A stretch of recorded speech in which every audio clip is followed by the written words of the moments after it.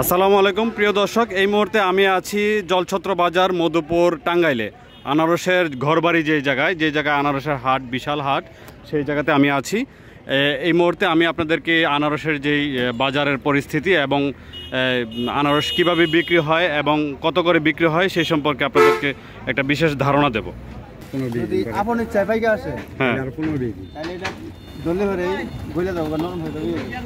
মানে যদি গাছ পাকা হয় তাহলে এটা ধরলে নরম হয়ে যাবে। আর আচ্ছা, আর এটা কালার আছে, এটা ভিতরে তেমনটাই হারে নাই, শক্তই আছে কিন্তু উপরে কালারটা আছে। কালার না আসছে তো মানুষের নেয় না। মানে মোটামুটি বাতি আছে আনারসটা, আনারস বাতি আছে, খাওয়া যাবে। এই হিসেবে একটু সবুজ থাকতেই এক সপ্তাহ আগে, কাটার এক সপ্তাহ আগে একটু স্প্রে করা হয়। এটা জাস্ট কালার আসার জন্য। এটা কি ক্ষতিকারক কিনা? এটা কোনো ক্ষতিকারক না। এগুলো সর্বোচ্চ বড় আনারস এগুলো। আচ্ছা, এই আনারসটা পার পিস কত টাকা করে বিক্রি হবে? 45-50। যারা ভোক্তা কিনবে, যারা আনারসওয়ালাদের কাছে বিক্রি করবেন, এক গাড়ি লতা কত? 300 টাকা। এটা হচ্ছে আনারস লুট করার জন্য সুবিধায়। আচ্ছা, ঠিক আছে, ঠিক আছে।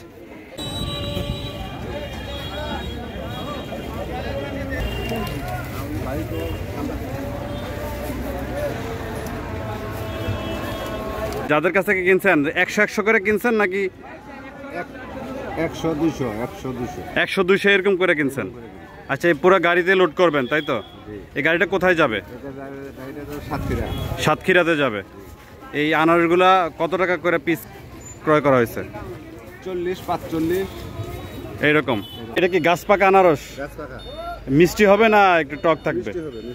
কড়া মিষ্টি হবে। মিষ্টি গ্যারান্টি আছে? একদম গ্যারান্টি। এই আনারসটা যে আপনারা আজকে কালেকশন করলেন, এটা সাতক্ষীরাতে পাঠাবেন, কয়দিন লাগবে সাতক্ষীরায় যাইতে? সকালেই পাবো।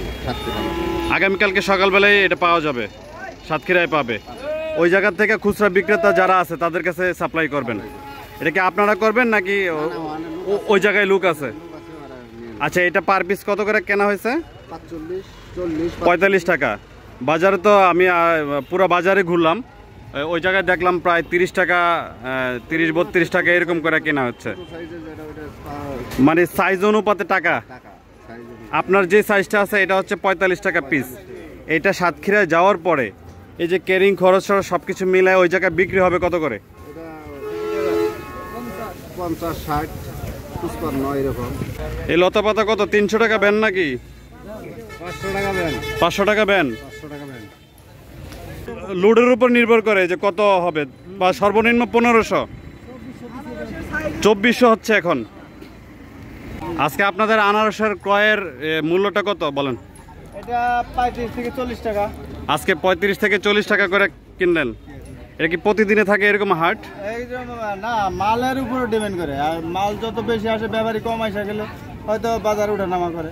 বাজার ওঠানামা করবে। আচ্ছা, এই আনারসের সিজনটা মধুপুরে মূলত কবে থেকে শুরু হয়, কবে শেষ হয়?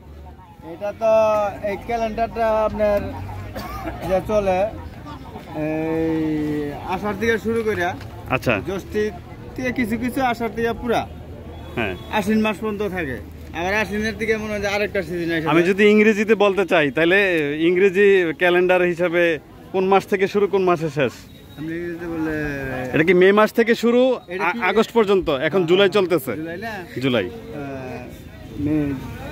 জুনের দিকে ধরলাম। জুন থেকে মে, জুন, মানে গত এক মাস থেকে শুরু হয়েছে আনারসের সিজন, ফুল সিজন।